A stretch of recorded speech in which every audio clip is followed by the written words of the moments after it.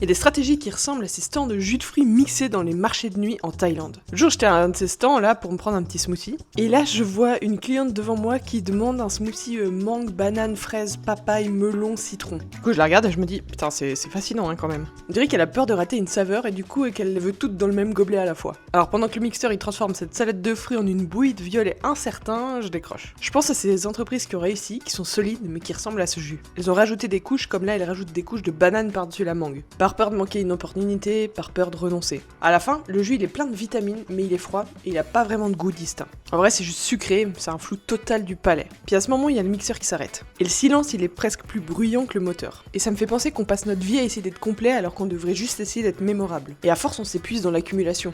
Mais en vrai, c'est rassurant l'accumulation. Ça donne l'impression d'en avoir pour son argent. Jusqu'au moment où on se rend compte qu'on est devenu invisible, à force de vouloir être partout. Alors moi, je commande juste un jus de mangue sans rien d'autre. Et la meuf, elle me regarde hyper bizarrement comme si c'était trop simple pour être vrai. Je paye, je récupère mon gobelet et en fait je me dis que la clarté c'est juste ça. Avoir le courage d'avoir un goût précis. Et le reste c'est juste du bruit qui finit par donner une fatigue mentale. Et un gros manque de prise de position.